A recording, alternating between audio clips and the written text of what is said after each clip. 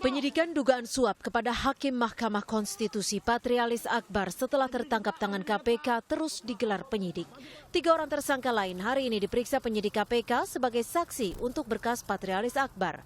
Tiba secara bergantian di gedung KPK. Ketiga tersangka yang diperiksa hari ini adalah Feni, Basuki Hariman, dan Kamaludin.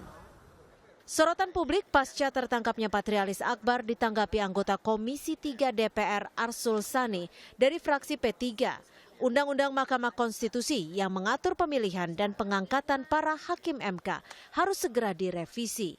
Mekanisme panitia seleksi hakim MK juga ditanggapi Arsul Sani. Kita akan desakkan ini karena memang kita lihat sekarang ini MK sedang mendapatkan sorotan. Bahkan saya lihat ada petisi online yang menuntut Ketua MK untuk mundur dan lain sebagainya ya. Nah memang salah satu yang harus direvisi dalam arti didetailkan karena di undang-undang yang sekarang itu belum ada soal proses seleksi ya. Ini kan proses seleksi yang terjadi untuk 3 jalur ini kan berbeda-beda. DPR menerapkan sistemnya sendiri, prosesnya sendiri, pemerintah juga sendiri, kemudian MA juga sendiri ya.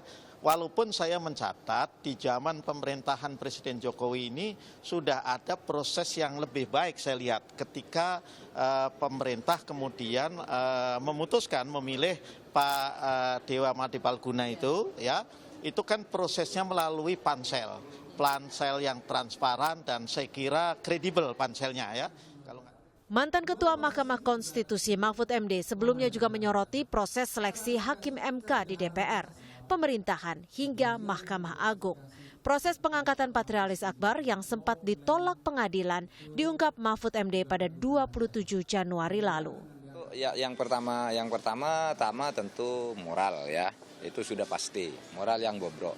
Tapi proses rekrutmen hakim MK itu memang ceroboh semua. DPR-nya ceroboh, pemerintahnya ceroboh. Mahkamah Agung juga tidak jelas kriterianya. Patrialis Akbar ini orang yang dulu tidak benar proses pengajuannya.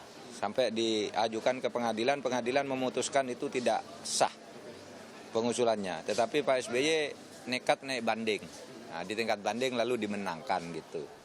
Patrialis Akbar dan 3 orang tersangka dugaan suap uji materi Undang-Undang Peternakan dan Kesehatan Hewan ditahan di gedung KPK. Keluarga tersangka Patrialis Akbar hadir menjenguk ke gedung KPK. Tim Liputan, Kompas TV.